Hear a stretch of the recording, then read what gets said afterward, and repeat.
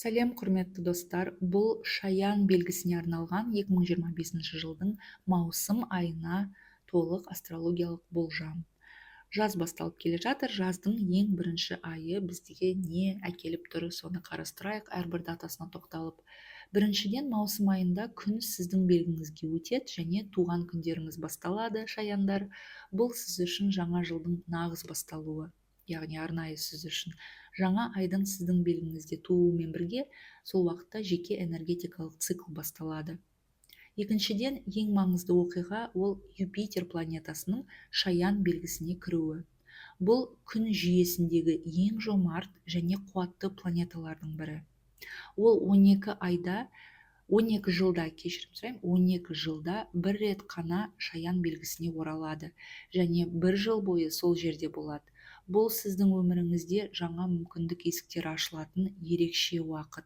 Жаңа рөлдер, жаңа таныстар, жаңа жоспарлар, саяхаттар, өмір салты мен бейнеңізді жаңарту барлығы осы кезеңде іске асады.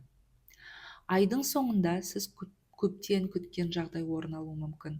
Тұтылу, жаңағы көп күтілген кездесу, маңызды сапар, қалаған затты сатып алу, бір көптен қалап жүрген, немесе сыйлық алуыңыз мүмкін. Бұл сіздің уақытыңыз деп айтуға болады, қымбатты шаяндар. Ал енді әрбір күнге тоқталайық, ерекше күндерге. 5 маусымнан бастайық. 5 маусымда Меркурий планетасы кармалық ай түйіндерімен шиеленісті аспектіде болады. Сіз үшін бұл бір сырттай өміріңізді бақылайтын нүкте деп айтуға болады аспанда. Ол күні қабылдаған шешімдер 2025 жылдың наурызы мен қыркүйек айлары арасында өміріңізге айтарлықтай әсер етеді. Яғни наурыздан қыркүйекке дейін осы аралықта қазіргі жасап жатырған шешімдеріңіз рөл ойнайтын болады. Қандай сфераларға қатысты болады? Жұмысқа, құжат рәсімдеуге, сапар мен қоныс аударуға, жақын не туыс адамдармен қарым-қатынасқа және онлайн жұмыс немесе келісімшарт негізінде атқарылатын қызметтер. 6 маусымда Венера планетасы Тауешкі белгісіне өтеді. Шаяндар үшін бұл сіздің 11-ші үйіңізде орналасады бұл оқиға. 11-ші үй бізде достар, армандар, қоғаммен байланыс. Сондықтан Венера бұл жерде және өте күшті, себебі ол өзінің үйінде деп айтуға болады. Сондықтан бұл кезде онлайн жобалардан пайда табу, клиенттік базаның өсуі, әсіресе кішігірім жаңағы кәсіпкерлерге әлеуметтік мойындалу, сыйлық алу немесе бұрын армандаған затты сатып алу, таныстар тарапынан көңіл білдірулер, сізбен флирт болады, күтпеген жерден сыйлықтар алу, соның ішінде жасырын жанкүйерлерден сыйлықтар ала аласыз. Сіз ойламаған адамнан деп айтуға болады.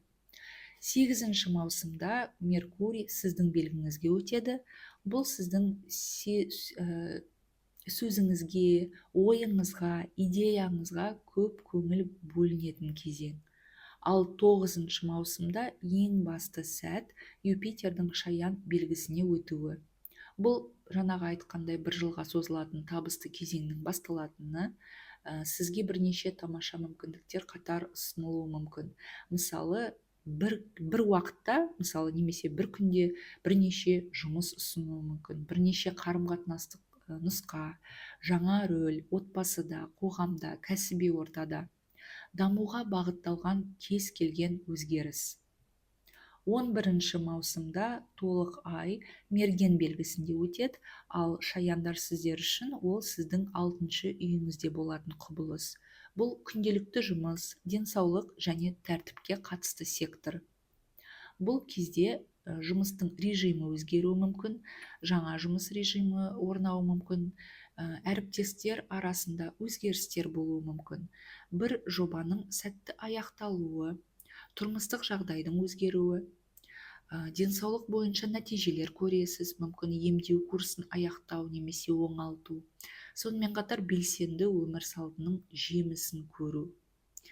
14 маусымда Венера мен Лилит арасындағы шиеленіс шаяндардың 5-ші үйінде болады. 5-ші үй бізде балалар, махаббат, шығармашылықтың үйі. және бұл құбылыс 11-ші үйлеріңізге де әсер етеді. Бұл қызғаныш сезімін тудыруы мүмкін, себебі әсіресе басқа қоршаған ортадағы жаңағы басқа адамның табысына, үйіне, заттарына бір қызғаныш туындауы мүмкін. Өзге адамның жетістігіне іш тарту, серіктестің бұрынғы отбасына, балаларына байланысты ішкі реніштің тууы, немесе эмоциялық әсерлерге төзімділік төмен болады. Яғни сезімді бұл кезде бақылау өте маңызды. 15 маусым күні екі күшті шиеленіс қатар жүреді аспанда. Ол Уран мен Марс планетасы және Юпитер мен Сатурн планеталары. Бұл күні сыртқы оқиғалар мен жаңалықтар арқылы әсер ететін турбулентті кезең басталады. Қоғамдық деңгейде заң, билік, шекара, бақылау мәселелері қозғалады. Жеке өмірде шекараны сақтау, кім-кімді басқарады деген сұрақтар туындауы мүмкін. 17 маусымда Марс планетасы бикеш белгісіне өтеді, ал шаяндар үшін бұл сіздің 3-ші үйіңізді белсендіретін уақыт. Жақын жолдар, байланыс, ақпарат, көршілер, яғни 17 маусымға таман көп қозғалыс болады, кездесулер өтеді, құжаттармен көп жұмыстар болады, бір жерден алып бір жерге тапсыру деген сияқты. Үй ішінде немесе туыстар арасында жиі араласу күшейе бастайды. Жаңа әдеттер қалыптастыруға, істерді ретке келтіруге өте жақсы уақыт. Алайда бейтаныс адамдармен, мысалы дүкенде, банкте сөз таласу ықтималдығы бар. Сондықтан сабыр сақтаңыз. 19 маусымда Юпитер мен Нептун арасында шиеленіс болады. Бұл сіздің жеке өмірге емес, қоғамдағы идеялар мен сенім жүйелеріне қатысты рухани дағдарыс кезеңі. Өзгерістер сырттан сезіледі, ішкі сенімдерге күмән тууы мүмкін. 21 маусым 21 маусымда күн сіздің белгіңізге өтеді. Бұл жазғы күннің тоқырауы астрологиялық тұрғыдан өте қуатты уақыт. Енді жаңағы шаяндардың туған күндері басталатын болады. Ол кезде энергетикалық тұрғыдан бұл өзіңізге арналған жаңа жыл, яғни шаяндардың жаңа жылы басталады. Желтоқсанда бастаған армандар қазір жүзеге асыру кезеңі 21 маусымнан бастап. Ал 24 маусымда күн мен Юпитер сіздің белгіңізде түйіседі. Бұл жаңағы басында айтылғандай 12 жылда бір рет болатын аса маңызды оқиға. Бұл кезеңнен бастап ұзақ мерзімді армандар, мақсаттар айқындала бастайды. Өзіңізге деген сенім күшейеді.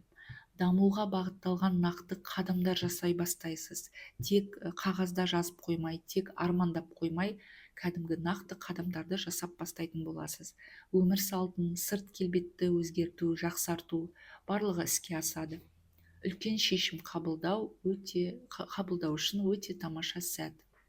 Әсіресе 21-26 маусым аралығында туған шаяндар үшін бұл жаңағы Юпитердің әсері ең күшті болмақ. Тағы да қайталаймын, 21-26 маусым аралығында туған шаяндар қаттырақ сезінеді. 25 маусымда шаян белгісіндегі жаңа ай туады.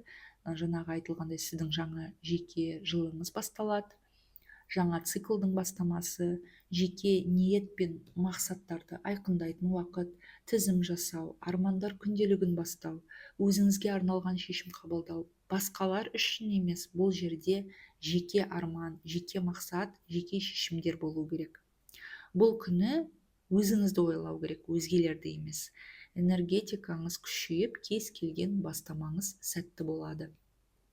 28 маусымда Меркурий сіздің 2-ші үйіңізге өтеді. Бұл 2-ші үй бізде ақша, қаржы, табыс және ресурстар. Сондықтан бұл кезде ақша табу жолында сәтті шешімдер қабылдайсыз, күткен төлемдерді аласыз, пайдалы келісімдерге қол қоясыз және қаржы, банк, сатып алу шаруаларымен айналысуға тиімді уақыт.